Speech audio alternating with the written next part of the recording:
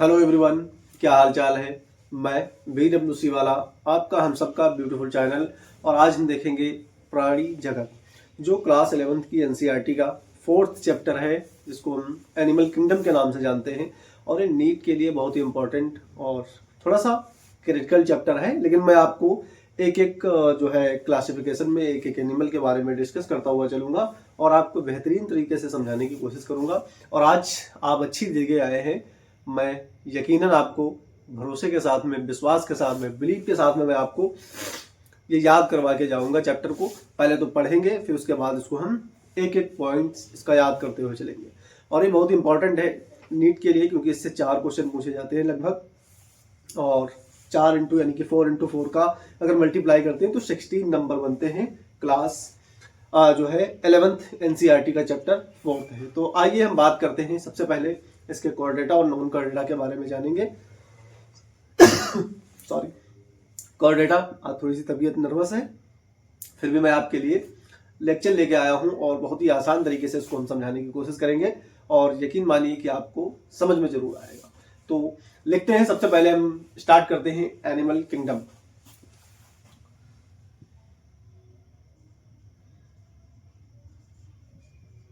Animal kingdom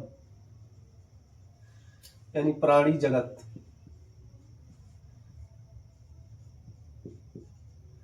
प्राणी जगत ये क्लास 11th का 4th चैप्टर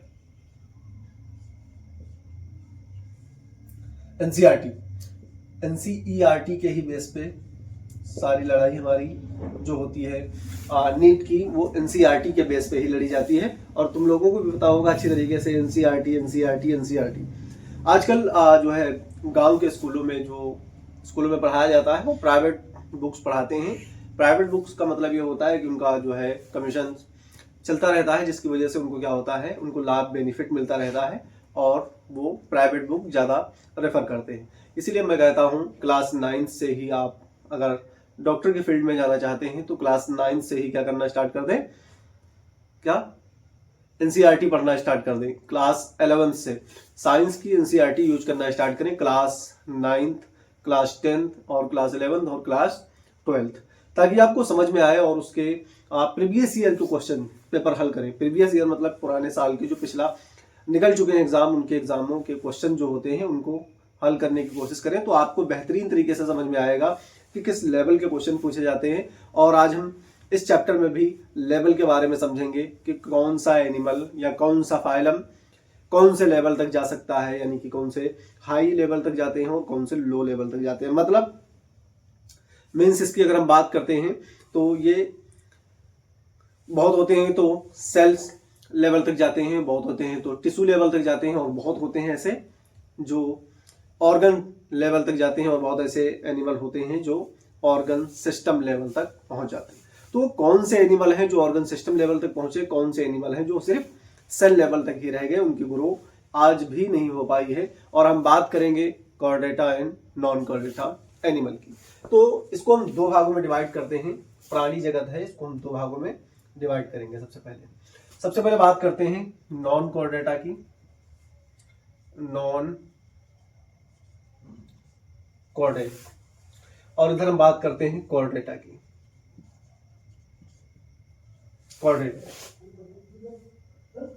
कोऑर्डिनेट्स और नॉन कोऑर्डिनेट्स यानी कोऑर्डिनेट। तो इस प्रकार से कोऑर्डिनेट्स और नॉन कोऑर्डिनेट की बात करते हैं, यानी कोऑर्डिनेटा एंड नॉन कोऑर्डिनेटा। हम जो है इनको डिवाइड करते हुए चलेंगे और इनके हम सामान्य लक्षण यानी कि जनरल कैरेक्टर इसके पढ़ेंगे। किनके? एनिमल किंगडम में जो नॉन कोऑर्डिनेटा एंड कोऑर्डिनेटा के सामान्य लक्षण होते हैं, इनके बारे में जानेंगे। कौन से लक्षण? सामान्य लक्षण, जनरल कैरेक्टर, जनरल कैरेक्टर के बारे में। आप तैयार हैं? अब हमारा टॉपिक स्टार्ट होता है, हमारा चैप्टर अब स्टार्ट होता है। हम इनको कोऑर्डिनेटा एंड नॉन कोऑर्डिनेटा में डिवाइड कर लेते हैं, और फिर इसके बाद में हम फाइलम पढ़ेंगे कि नॉन कोऑर्डिनेटा में कितने फाइलम आते हैं और कोऑर्डिनेटा में कितने फाइलम आते हैं। इनके बारे में हम डिस्कस करेंगे। एक एक जो है फाइलम यानी संघ का डिस्कस करते हुए चलेंगे, और फिर इस चैप्टर में आगे तक डेप्थ तक जाने की कोशिश करेंगे। कि कॉर्डेटा में जो फाइलम होते हैं उनको अलग अलग एग्जाम्पल सहित इसमें याद करने वाला थोड़ा सा होता है, क्रिटिकल चैप्टर है। यकीन मानिए अगर मैं मानूं तो ये बायोलॉजी यानी एनसीईआरटी जो क्लास 11th की है, इससे बड़ा चैप्टर कोई नहीं है। ये सबसे बड़ा चैप्टर है और थोड़ा सा लेंदी है, इसको याद करने की थोड़ी सी प्रॉब्लम आती है, इसलिए बच्चे इस चैप्टर से इतराते। लेकिन मैं आपको इस चैप्टर को ऐसा आपकी नसों में उतार दूंगा, ऐसा आपको फील करवा दूंगा कि दोबारा कहीं दूसरी जगह जाकर के वीडियो देखने की जरूरत नहीं पड़ेगी। बस थोड़ी सा बने रहें, मेहनत करते रहें हमारे साथ में। सबसे फर्स्ट नंबर पे बात करते हैं, नॉन कॉर्डेटा को बोलते हैं आरज्जुकी बोलते हैं। क्या बोलते हैं? आरज्जुकी। इनको बोलते हैं आरज्जुकी और इसको कॉर्डेटा को बोलते हैं रज्जुकी बोलते हैं। यानी इनमें रज्जुक पाई जाएगी और इनमें रज्जुक नहीं पाई जाएगी। रज्जुक का मतलब रीढ़ की हड्डी होती है, बैकबोन होती है, उसको रज्जुक के नाम से हम जानते हैं।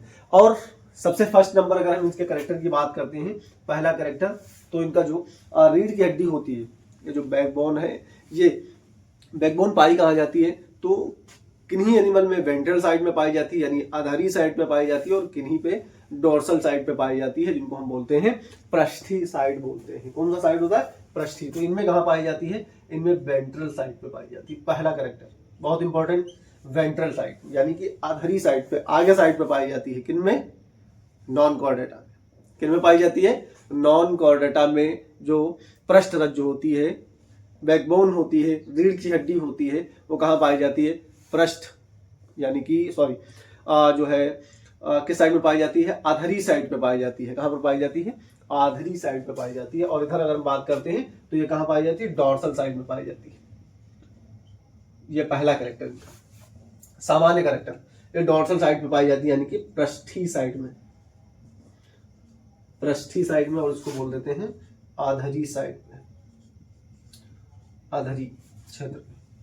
ठीक है, ये पहला वेंट्रल साइड में, और दूसरा कहां पर पाया जाता है? डोर्सल साइड में पाया जाता है। पहला कैरेक्टर याद करके रख लें अपनी जो है नोटबुक में, भी कोई नोट नहीं करेगा, इसका स्क्रीनशॉट ले लेंगे। इसको शॉट लेने के बाद में या इसको नोट करते हुए चलेंगे, जब हम बताएंगे तब नोट करेंगे, इससे पहले कोई नोट नहीं करा। बट पेन और कॉपी अपनी तैयार रखें, क्योंकि एक एक पॉइंट बहुत ही भारी है, बड़े लेवल पे मैं बात करने के लिए आया हूं आपके लिए। ये क्लास 11th का तो हाई है, लेकिन इससे नीट में बहुत ज्यादा क्वेश्चन पूछे जाते हैं। 4 नंबर, कितने नंबर? 4 नंबर मायने रखता है। 4 नंबर 16 नंबर का है, और 16 नंबर अगर एक नंबर पीछे हो जाओ तो 1000 रैंक पीछे आ जाती है, वो है नीट। दूसरे अगर सामान्य कैरेक्टर की बात करते हैं, इसके दूसरे सामान्य कैरेक्टर की, तो CNS और इसका सीन यानी सेंट्रल नर्वस सिस्टम की बात करते हैं। CNS central nervous system, central nervous system, और इसका CNS, इसका भी central nervous system. Central nervous system किस साइड में पाया जाता है और इसका किस साइड में पाया जाता है? तो यहां पर हम देखते हैं, बात करते हैं फर्स्ट नंबर पे। अगर हम बात करें 1, 2 और 3, पहले फर्स्ट नंबर की अगर हम बात करते हैं तो इसका होता है वेंट्रल साइड पे। कहां होता है? वेंट्रल साइड पे। और दूसरे नंबर की अगर हम बात करते हैं तो इसका होता है वेंट्रल होता है, और ये कैसा होता है? डबल होता है। कैसा होता है? डबल। और एक चीज और बात करें, इसका कैसा होता है? खोखला, यानी कि पोल साइड होता है। कैसा होता है? खोखला नर्वस सिस्टम होता है। इसका खोखला नर्वस सिस्टम होता है। और इनका नर्वस सिस्टम कैसा होता है, इसको भी देख लेते हैं। इनका जो होता है ये डॉर्सल साइड पे पाया जाएगा। ये जो नर्वस सिस्टम होता है, किसका? कॉर्डेटा का नर्वस सिस्टम होता है, ये डॉर्सल साइड पे पाया जाता है। और ये कैसा होता है? सिंगल होता है। ये सिंगल होता है। और ये कैसा होता है? सॉलिड। कैसा होता है? सॉलिड होता है। किसका? ये जो होते हैं कॉर्डेटा, इनका कैसा होता है nervous system? Solid nervous system होता है, सॉलिड। देखो 2 पॉइंट हमने इसके जाने, और दोनों पॉइंट बहुत इंपॉर्टेंट है। अगर आपको नीचे दिख नहीं रहा तो मैं आपको बता रहा हूं, उसको ध्यान में रख के चलिएगा। कॉर्डेटा को यानी प्राणी जगत को हमने 2 भागों में डिवाइड किया, एक को बताया नॉन कॉर्डेटा, दूसरे को बताया कॉर्डेटा। नॉन कॉर्डेटा की अगर हम बात करते हैं तो ये कैसा होता है? वेंट्रल साइड पे इसके रीढ़ की हड्डियां पाई जाती हैं, यानी ये रज्जुक होता है। और इसका कैसा होता है? डॉर्सल यानी पृष्ठी साइड में पाया जाता है। ये कैसा होता है? ये रज्जुक होता है। दूसरे पॉइंट की अगर हम बात करते हैं सेंट्रल नर्वस सिस्टम, CNS लिखा हुआ है, इसको हम बोलते हैं central nervous system. Central nervous system इसका कैसा होता है, वेंट्रल साइड पे पाया जाता है और ये डबल होता है और ये खोखला यानी होल्स होते हैं यानी पोल टाइप का होता है। इधर अगर हम बात करते हैं रज्जु की डेटा में, तो इनका सेंट्रल नर्वस सिस्टम कहाँ पाया जाता है, डोर्सल साइड पे पाया जाता है। कहाँ पर, डोर्सल साइड पे पाया जाता है और ये सिंगल होता है, ये डबल नहीं है। नॉन कॉर्डेटा में डबल, कॉर्डेटा में सिंगल। अगर हम बात करते हैं इसका नर्वस सिस्टम पोल होता है या सॉलिड होता है, तो इसका कैसा है, सॉलिड नर्वस सिस्टम कॉर्डेटा का होता है। 2 पॉइंट्स आपके पास लिखे हुए हैं, इसका जरा स्क्रीनशॉट ले, उसके बाद में हम तुरंत आपसे बात करने के लिए तैयार हैं। फटाक से इसे सॉल्व ले लिया होगा। अब हम इसको मिटाते हैं दूसरे पॉइंट को, 2 पॉइंट को ज्यादा नहीं पढ़ेंगे, 3 पॉइंट इसके हैं और उनको हम देख लेते हैं जल्दी जल्दी से। थर्ड पॉइंट की अगर हम बात करते हैं तो क्लोम दरारें पाई जाती हैं। क्या पाई जाती हैं, क्लोम दरारें इसके अंदर नहीं पाई जाती। क्लोम दरारें नहीं होती हैं, यानी कि गिल स्लिट्स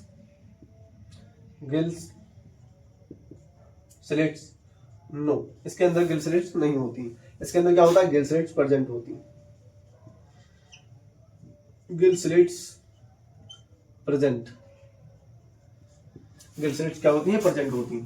4th नंबर की अगर हम बात करते हैं, इनके अंदर गिल स्लिट्स क्या होती हैं, जैसे गलफड़, मछली देखे होंगे, फिश के जो गलफड़ होते हैं, गलफड़ के अंदर देखे होंगे दरारें पाई जाती हैं, खाज पाई जाती है, उसी को क्या बोलते हैं, गिल स्लिट्स बोलते हैं और उन्हीं से क्या करते हैं, सांस लेने का कार्य करते हैं। नो गिल स्लिट्स, जो नॉन कॉर्डेटा होते हैं इनके अंदर गिल स्लिट्स नहीं पाई जाती है, और जो कॉर्डेटा होते हैं जिनमें रीढ़ की हड्डियां पाई जाती हैं वो क्या होती हैं, गिल स्लिट्स उसके अंदर पाई जाती हैं, क्लोम दरारें पाई जाती हैं, जिससे क्या करते हैं, ये सांस लेने का कार्य करते हैं। इतना आपको जरूर जानना है। फिर इसके बाद 4th नंबर की अगर हम बात करते हैं, 4th नंबर की, जो हार्ट होता है, इनका हार्ट डॉर्सल साइड पे पाया जाता है। कहां पाया जाता है, हार्ट डॉर्सल साइड पे, हार्ट जो होता है डॉर्सल साइड पे पाया जाता है और इनका कहां पाया जाता है, वेंट्रल साइड पे पाया जाता है, वेंट्रल साइड पे, वेंट्रल साइड पे पाया जाता है। किसका, जो कॉर्डेटा होते हैं उनका डॉर्सल साइड, नॉन कॉर्डेटा जो होते हैं उनका डॉर्सल साइड पे पाया जाता है और जो नॉन कॉर्डेटा होते हैं उनका कहां पाया जाता है, वेंट्रल साइड पे पाया जाता है, हार्ट पाया जाता है। फिर इसके बाद 5th नंबर की यानी 5th नंबर की अगर हम बात करें, 5th नंबर की, तो पोस्ट एनल टेल प्रेजेंट होती है, आरज्जुक में नहीं प्रेजेंट होती है, एब्सेंट होती है। जो नॉन कॉर्डेटा होते हैं इनके अंदर पोस्ट एनल जो टेल होती है वो नॉन प्रेजेंट होती है, पोस्ट एनल टेल एब्सेंट। किनके अंदर, नॉन कॉर्डेटा के अंदर, नॉन कॉर्डेटा के अंदर जो पोस्ट एनल टेल होती है वो एब्सेंट होती है और इनके अंदर पोस्ट एनल टेल प्रेजेंट होती है। बहुत इंपॉर्टेंट, जितने भी कॉर्डेटा जिनमें रीढ़ की हड्डियां पाई जाती है उनमें सब में क्या होती है, पोस्ट एनल जो क्या बोलते हैं, टेल होती है। अगर मनुष्य जो है, मनुष्य इसके भी जो है ये क्या है, ये एक कॉर्डेटा का एनिमल है, यानी कि इसमें रीढ़ की हड्डी पाई जाती है और हमारे भी क्या होती है, पोस्ट एनल टेल पाई जाती है। आप चेक कर सकते हैं, अपना बॉडी को टच करके देख सकते हैं कि हमारी रीढ़ की हड्डी अंतिम तिथि तक कहाँ तक जाती है। ये इसके पॉइंट हो गए। हार्ट जो होता है डॉर्सल साइड पे पाया जाता है, वेंट्रल साइड पे पाया जाता है और इसमें गिल स्लिट्स पाई जाती हैं। ये हमारे 5 पॉइंट्स हो गए। First number non Chordata, Chordata 2 भागों में डिवाइड किया, ये रज्जुकी होता है, ये आरज्जुकी होता है। आरज्जुकी और रज्जुकी, यानी कि जो नॉन कॉर्डेटा होते हैं वो आरज्जुक होते हैं और जो कॉर्डेटा होते हैं वो रज्जुक होते हैं। इसमें क्लोम दरारें नहीं होती हैं, गिल स्लिट्स नहीं पाए जाते हैं, सांस लेने के लिए इनके पास गिल स्लिट्स नहीं होती हैं। इनमें क्या होता है, गिल स्लिट्स पाई जाती हैं। और फिर उसके बाद हार्ट जो इनका होता है वो डोर्सल साइड में पाया जाता है, वेंट्रल साइड में इनका पाया जाता है। पोस्ट एनल टेल एब्सेंट होती है और इसका क्या होता है, पोस्ट एनल टेल प्रेजेंट होती है। इतना होने के बाद में आप इसका स्क्रीनशॉट ले लें, मैं थोड़ा साइड, आपने इसका स्क्रीनशॉट ले लिया होगा। अब हम इसको मिटाते हैं और समझते हैं नॉन कॉर्डेटा जो आरज्जुक में फाइलम कौन कौन से पाए जाते हैं, पूरे जंतुओं के बारे में हम समझेंगे, इनके फाइलम के बारे में, इनके संघ के बारे में हम समझने का प्रयास करते हैं। जल्दी से फटाक से हम देखते हैं। और ठंड तो बढ़ ही रही है, आप देख रहे हैं मैं जैकेट वैकेट पहन के तैयार हूं और आप भी थोड़ा सा कपड़े उपड़े पहन करके बैठा करें ताकि आपको ठंड ना लगे। नॉन कॉर्डेटा आरज्जुकी जंतुओं के बारे में हम समझते हैं। नॉन कॉर्डेटा आरज्जुकी जंतु, आरज्जुकी जंतु के बारे में समझते हैं। जो इनके हम बॉडी ऑर्गेनाइजेशन यानी कि काय संगठन के बारे में हमको समझना है। किसके बारे में? काय संगठन। यहां पर हम लिखते हैं काय संगठन, बॉडी ऑर्गेनाइजेशन,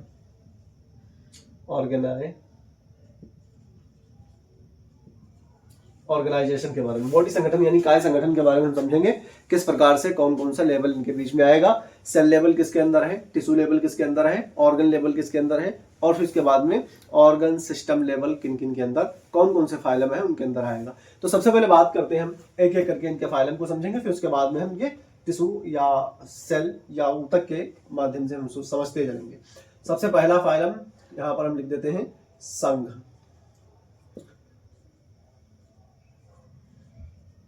फाइलम पोरीफेरा, आपने नाम सुना होगा इसका, पोरीफेरा। फिर दूसरे नंबर पे अगर हम बात करते हैं पोरीफेरा के तो सीलेंट्रेटा, सीलेंट्रेटा। थर्ड नंबर की अगर हम बात करते हैं तो टीनोफोरा। कौन सा होगा? टीनोफोरा होगा, टीनोफोरा। फोर्थ नंबर की अगर हम बात करते हैं, फोर्थ नंबर की तो एसके हेलमिंथेस होता है। क्या होता है? एसके हेलमिंथेस।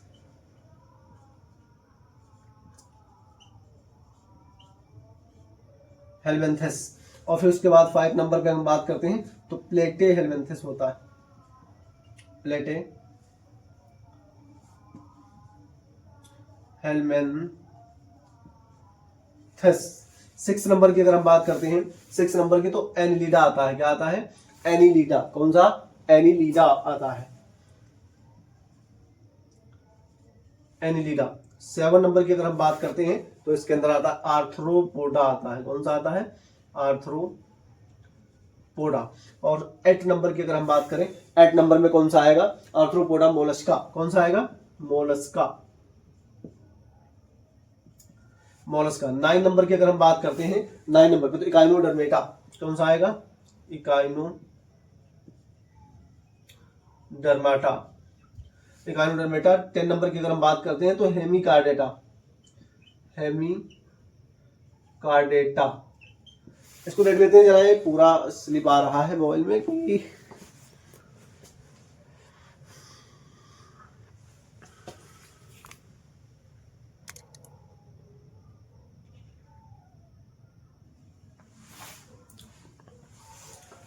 अब आ रहा, सभी पूरा कंप्लीट आ रहा है। यहाँ पर लास्ट में लिखा हुआ है हेमिकार्डेटा लिखा हुआ है, इसको आप देख सकते हैं। Porifera, Coelenterata, Ctenophora, Aschelminthes, Platyhelminthes, Annelida, Arthropoda, Mollusca, Echinodermata और हेमिकार्डेटा।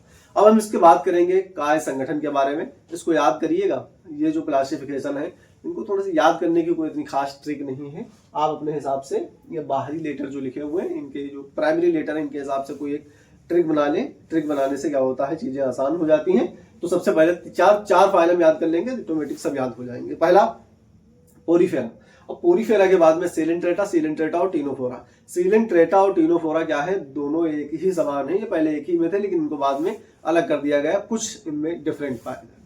फिर इसके बाद में आता है एस्के हेलमिंथेस, फिर इसके बाद प्लेटेलमेंथेस। यहाँ पर पहले लिख गया है एस्के हेलमिंथेस और बाद में लिख गया है प्लेटेलमेंथेस। तो पहले लिखते हैं प्लेटेलमेंथेस और फिर उसके बाद में दूसरा वाला लिख देते हैं एस्के हेलमिंथेस लिख देते हैं। थोड़ा सा इधर उधर हो गया है, पहले लिख लें प्लेटेलमेंथेस और इसको लिखते हैं हम एस्के हेलमिंथेस, एस्के हेलमिंथेस। पहला जो फाइलम है वो पोरीफेरा है, दूसरा सीलेंट्रेटा है, तीसरा टीनोफोरा है और चौथा 4 नंबर की अगर हम बात करते हैं तो प्लेटेलमेंथीस, 5वें नंबर की अगर हम बात करते हैं तो एस्केलमेंथीज, 6ठे नंबर की अगर हम बात करते हैं तो एनिलिडा, 7वें नंबर की अगर हम बात करें तो आर्थ्रोपोडा, और 8th नंबर की अगर हम बात करते हैं तो मोलस्का, और फिर 9 नंबर की अगर हम बात करें तो इकाइनोडर्मेटा। कौन सा होता है? इकाइनोडर्मेटा। और इकाइनोडर्मेटा के बाद में तुरंत आ जाता है हेमिकॉर्डेटा। कौन सा आ जाता है? हेमिकॉर्डेटा। तो इस तरीके से याद भी कर सकते हैं, हॉरीफेरा, सिलेंट्रेटा और थीनोफोरा और प्लेटिहेल्मिन्थीज और एस्केलमेंथीज, और फिर इसके बाद में एनिलिडा, और एनिलिडा के बाद में आर्थ्रोपोडा, आर्थ्रोपोडा के बाद मोलस्का, मोलस्का के बाद में इकाइनोडर्मेटा, इकाइनोडर्मेटा के बाद में हेमिकॉर्डेटा। तो इस तरीके से भी आप याद कर सकते हैं, याद करना चाहें। मैं तो सिर्फ अपने हिसाब से ही बात कर रहा हूँ। अब हम बात करते हैं इनके काय संगठन के बारे में, बॉडी ऑर्गेनाइजेशन कौन सा किस लेवल पे जाएगा। तो ये पहला जो दिख रहा है तुमको पोरीफेरा, ये पोरीफेरा जो ये पहला वाला, ये कैसा है? ये सेल लेवल का है। कैसा है ये? इस सेल लेवल का। ये जो पहला दिख रहा है ये सेल लेवल, ये सेल लेवल का है, यानी कि कोशिकी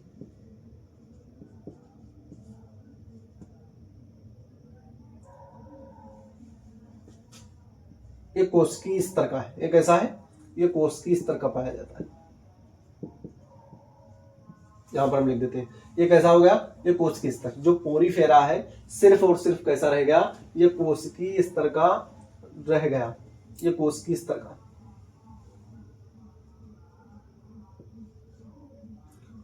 ये जो पोरीफेरा है ये सिर्फ क्या रह गया?